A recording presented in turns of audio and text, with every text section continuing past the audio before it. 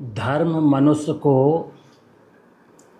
अर्थ और काम के संयम की जानकारी देता है।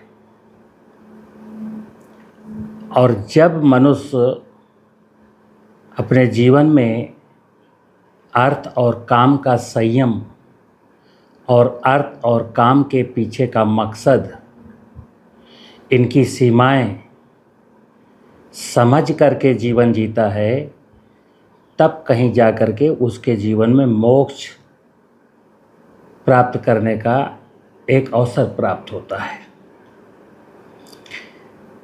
आज सारा दुनिया अर्थ और काम के पीछे दौड़ रही है। धर्म क्या है? धर्म की शिक्षा देने वाला कोई नहीं है। मैं ऐसे उदाहरण बताता हूँ कि आज देश में जितने भी, दुनिया में जितने भी प्रकार के मजहब हैं, हर मजहब का धर्म गुरु है। धर्म गुरु स्वयं अर्थ और काम में डूबा हुआ है। कुछ अपवादों को छोड़ दें, धर्म गुरु स्वयं अर्थ और काम में डूबे हुए हैं। अब जो लोग धर्म की शिक्षा देते हैं, उसमें धर्म की वह सच्चाई बिल्कुल नहीं बताते जो धर्म की वास्तविकता है। ऐसा भी हो सकता है कि उनको धर्म की सच्चाई ना पता हो। ऐसा भी हो सकता है कि उनको धर्म की सच्चाई पता हो, लेकिन ये जानते हैं कि अगर दुनिया का हर व्यक्ति धर्म को ठीक से जान जाएगा तो फिर उनके धंधे का क्या। मैं जो देख पा रहा हूं, आप भी देख सकते हैं। यहाँ प्रश्न केवल बिजनेस का है, व्यवसाय का है, धंधे का है। तो मैं जो महसूस कर पा रहा हूं कि धर्म भी एक धंधे का विषय बन गया। अब धर्म, मैं बता रहा हूं धर्म है क्या। ये धर्म सनातन, प्रकृति, कर्म, पूजा एक ही विषय है। ये पर्यायवाची शब्द है। धर्म का वास्तविकता ये है कि हमारे शरीर की रचना जिस पंच महाभूत ने की, जिसको मैं सनातन कहता हूँ, जिसको मैं पांच देवता कहता हूँ, जिसको मैं भगवान कहता हूँ, उस भगवान ने, जिसने मेरे शरीर की रचना की, और भगवान या सनातन की जिस व्यवस्था में मैं पल पुस रहा हूँ, जिस व्यवस्था से मुझे 21,000 बार दिन में श्वास लेने के लिए ऑक्सीजन मिलती है, दिन में 20 बार पीने का पानी मिलता है, दिन में 2 बार खाने के लिए रोटी मिलती है, उस व्यवस्था को जानना, सनातन की उस व्यवस्था को जानना, पंचमहाभूत की व्यवस्था को जानना और पंचमहाभूत के द्वारा बनाई गई 84 लाख योनियों की रचनाओं को जानना, फिर उनके साथ मेरे जो रिलेशन है, मेरे जो संबंध हैं, उनको पता करना। धरती के बिना मुझे भोजन नहीं मिलेगा, जंगलों के बिना मुझे ऑक्सीजन नहीं मिलेगी, वर्षा के बिना मुझे पानी नहीं मिलेगा। और ये जितनी भी क्रियाएं मेरे जीवन में, जितनी भी ज़रूरतें हैं, वो ज़रूरतें कहाँ से आती हैं, कैसे आती हैं, कौन शक्ति उन ज़रूरतों को पूरा करता है, उस संपूर्ण व्यवस्था को जानने का नाम है ज्ञान मार्ग। और जब मैं किसी व्यवस्था को जान गया कि यस, मैं प्रकृति रूपी जिस व्यवस्था में रहता हूँ वही मेरा माई बाप है, तो उसकी पूजा करना, यानी कि हम इस धरती पर जिस निमित्त के लिए आए, क्योंकि आपने बहुत पढ़ा होगा और ये पढ़ा होगा कि यहाँ पर कोई भी इकाई अकारण नहीं है। हर इकाई के होने का कोई ना कोई कारण है। नदी के होने का कोई कारण है, पहाड़ के होने का कोई कारण है, जंगलों के होने का कोई कारण है, सूरज का कोई कारण है, वायु देवता का कोई कारण है, आकाश का कोई कारण है, समुद्र विष्णु का कोई कारण है, धरती का कोई कारण है, नाना प्रकार के जलचर थलचर नभचर सब के यहाँ होने का कोई ना कोई प्रयोजन कारण है। तो मनुष्य तो परमात्मा की सबसे सुंदर रचना है। मनुष्य का कोई विशेष कारण है,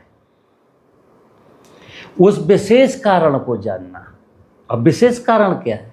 आपने सुना है कि मनुष्य धरती पर ज्ञानावतार है, मनुष्य धरती रूपी बगिया का माली है, मनुष्य धरती पर परमात्मा की सबसे सुंदर रचना है। तो अपनी सुंदरता को पहचानिए। और आपकी सुंदरता क्या है? हमारी सुंदरता ये है कि मैं प्रकृति की समग्र व्यवस्था को जानता हूँ और ये जानता हूँ कि तितली से मेरा ये संबंध है, मधुमक्खी से ये संबंध है, चिड़ियों से ये संबंध है, नदी से संबंध है, धरती से संबंध है, यानी कि प्रत्येक इकाई से मेरा संबंध है। तो सारी की सारी व्यवस्था, जब सारी की सारी व्यवस्थाओं से मेरी बहुत सारी ज़रूरतें पूरी होती हैं, तो उनके साथ मेरा भी कोई संबंध है और मेरे उनके प्रति कोई कर्तव्य है।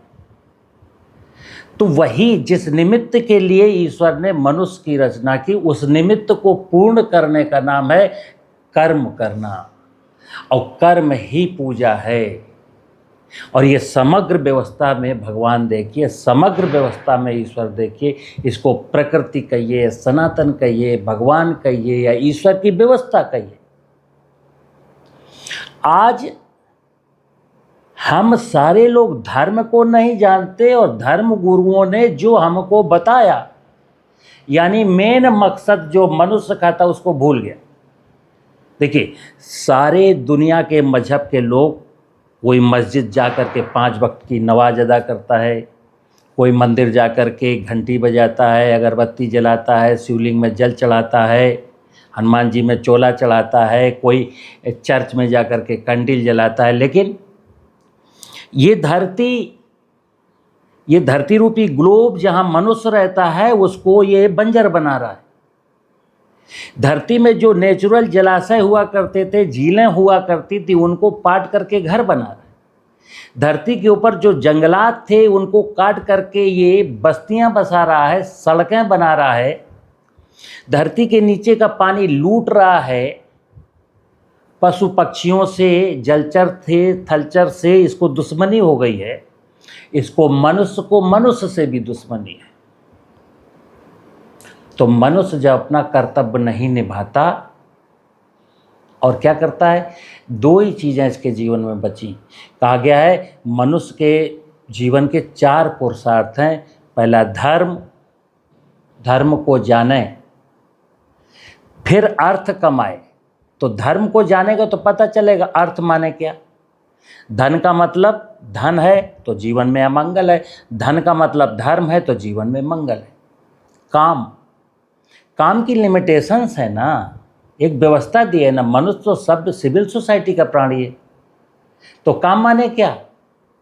अरे एक अवसर आता है लाइफ में, आप शादीशुदा होते हैं, उस अर्धांगिनी के साथ उसके साथ आप अपनी काम वासना पूर्ण करिए। लेकिन यहाँ पर सारी की सारी जनरेशन कुछ अपवादों को छोड़कर सब अर्थ और काम के पीछे भाग रहे हैं। इसीलिए संपूर्ण दुनिया में, संपूर्ण धरती में मनुष्यों के बीच में मारामारी चल रही है। अपनी सीमाएं लांघ रहा है आदमी, ना खुद ठीक से जी रहा है, ना किसी को जीने दे रहा है। जबकि मानव जीवन का एक ही उद्देश्य है, जो धर्म की बात कर रहा हूँ, पूजा की बात कर रहा हूँ, एक ऑब्जेक्ट, ओनली वन चीज रट लीजिए कि सर्वे भवन्तु सुखना सर्वे सन्तु निरामया। मनुष्य एक ही बात पर विचार करके आगे बढ़ेगा। रोजी रोटी के लिए जब भी कोई काम करने जाएगा तो एक ही विचार करेगा, मैं जो काम करने जा रहा हूँ अपने उदर पूर्ति के लिए, उससे क्या किसी को संकट है, क्या किसी को तकलीफ होने वाली है, कहीं हम दूसरे का निवाला तो नहीं छीन लेंगे। हम 2 रोटी कम खाएंगे, 1 रोटी कम खाएंगे, भूखे पेट सो जाएंगे, लेकिन किसी को डिस्टर्ब नहीं करेंगे, किसी को क्षति नहीं पहुंचाएंगे, ना जड़ जगत की इकाई को, ना चेतन जगत की इकाई को, ना किसी मनुष्य को। अपने सुख के लिए जब आप किसी को टार्चर करते हैं तो ये बहुत बड़ा अधर्म है। तो धर्म है तो मोक्ष है। अगर मेरे जीवन में धर्म है तब मोक्ष की कल्पना करिए, अन्यथा मोक्ष की कल्पना ही नहीं। अब प्रश्न आता मोक्ष क्या है? तो क्या किसी ने देखा है मोक्ष वोक्ष? यार जीवन जीने का नाम है, 4 दिन की जिंदगी है, खूब मौज करो, मस्ती करो। मित्र, मरने के बाद फिर आपका जन्म होगा, तो कहाँ जाएंगे आप? जैसा कर्म करेगा वैसा फल देगा भगवान, यह है गीता का ज्ञान।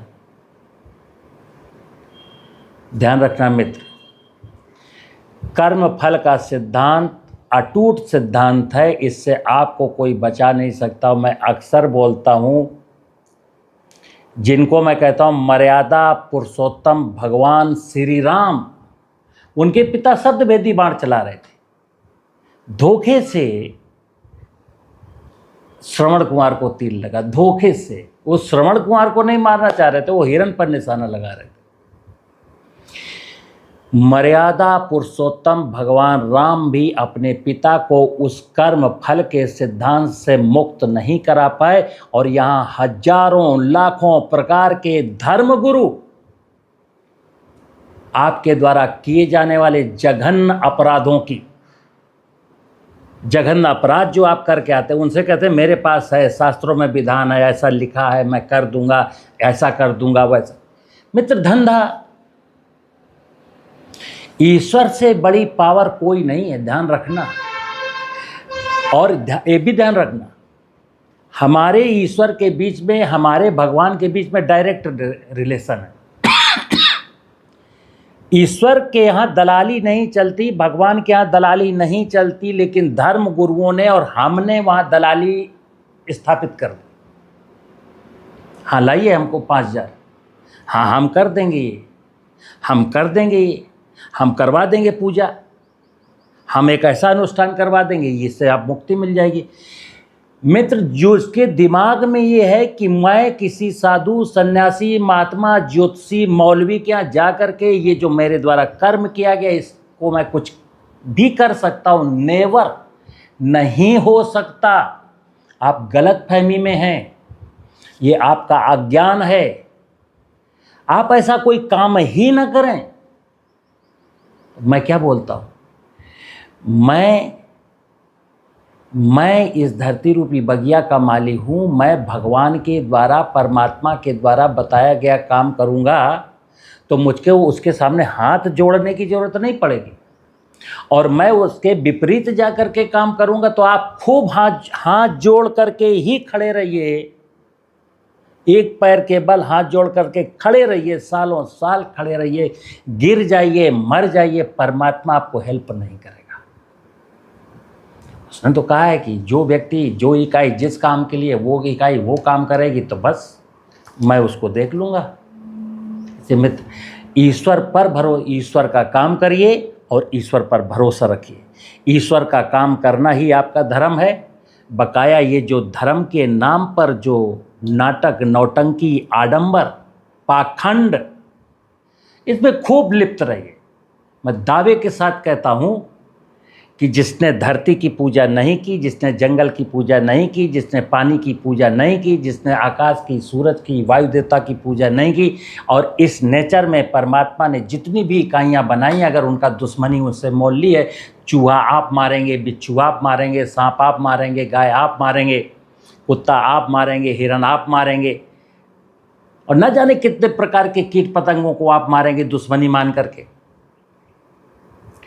अगर आप भगवान के द्वारा बनाई गई व्यवस्था को क्षति पहुंचाएंगे, ध्यान रखना, जड़ जगत और चेतन जगत की किसी भी इकाई को अगर आप क्षति पहुंचाते हैं तो ये एक ईश्वरीय अपराध है। अब ईश्वरीय अपराध करने के बाद आप सोचते हैं मोक्ष मिल जाएगा, ईश्वरीय अपराध करने के बाद आप सोचते हैं कोई संत, महात्मा, साधु, सन्यासी, मौलवी और तांत्रिक आपका भला कर देगा। Never never never. हम और मेरा परमात्मा, बीच में कोई नहीं। हम परमात्मा का काम करते हैं, उसके बताए गए रास्ते पे चलते हैं।